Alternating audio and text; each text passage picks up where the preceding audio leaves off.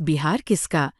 Powered by नोवा शुद्ध देसी घी। जब जब खाए दिल खुश हो जाए, सदियों का नोवा शुद्ध देसी घी, सपना स्वस्थ भारत का। I love घी। नमस्कार, बिहार तक देख रहे हैं आप और इस वक्त बिहार चुनाव के नतीजे सामने आ चुके हैं, लेकिन महागठबंधन में एक बड़े प्लेयर ने ऐसी बाजी मारी है जिसके बाद सारे समीकरण कहीं ना कहीं अपने आप की जगह तलाश रहे हैं। जी हां, हम बात कर रहे हैं आईपी गुप्ता की, जिन्होंने सहरसा की सीट पर जीत दर्ज की। आईपी गुप्ता महागठबंधन के सबसे आखिर में जुड़ने वाले सहयोगी के तौर पर रहे। हमारे साथ इंद्रमोहन सर हैं। इंद्रमोहन सर, क्या लगता है, आईपी गुप्ता बिल्कुल आखिर में आते हैं। राहुल गांधी पहले कांग्रेस पार्टी में रहे हैं, अपनी बड़ी रैली की थी जब पटना के गांधी मैदान में, उसके बाद से चर्चाओं का बाजार गर्म हो गया था और तेजस्वी यादव खुद प्रचार के लिए सहरसा पहुंचे थे।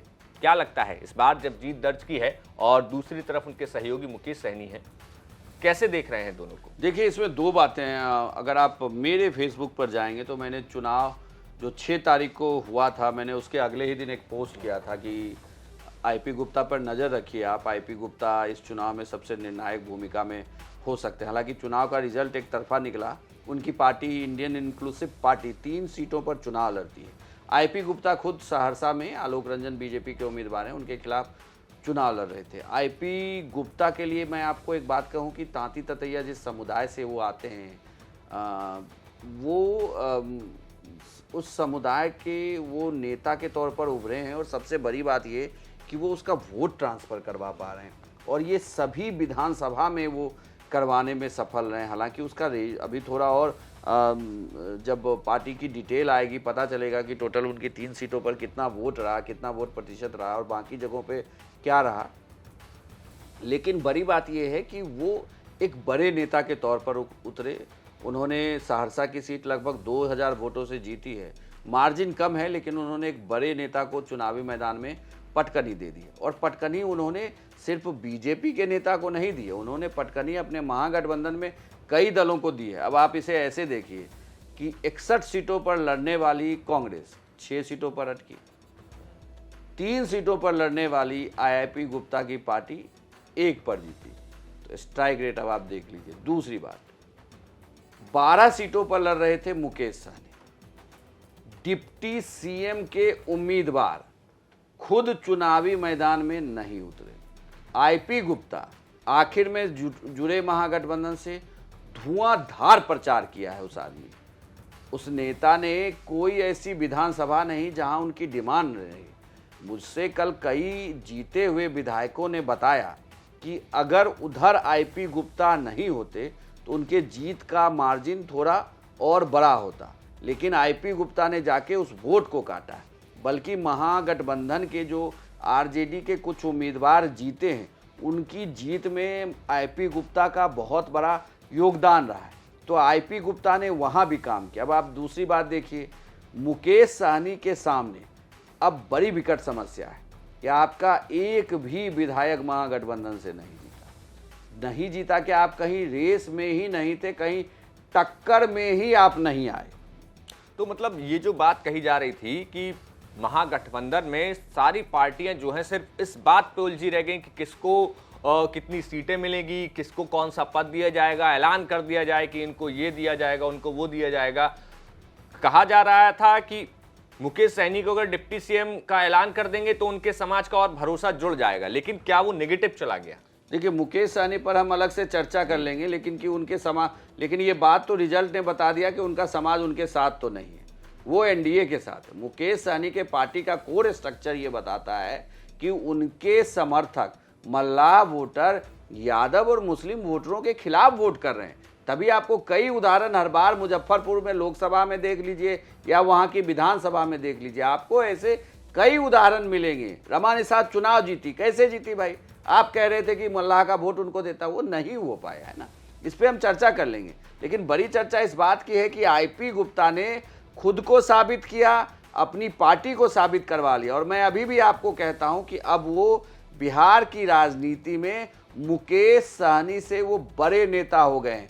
मुकेश सहनी जो बार बार खुद को सन ऑफ मल्लाह कह रहे हैं, ये कह रहे हैं कि मल्लाह वोटरों पर एकदम कब्जा है, 12% मेरा वोट बैंक है। लेकिन इन सबसे अलग किसी नेता ने जमीन पर चुनाव जीता, अपना वोट बैंक ट्रांसफर कराया, तो वो आईपी गुप्ता थे।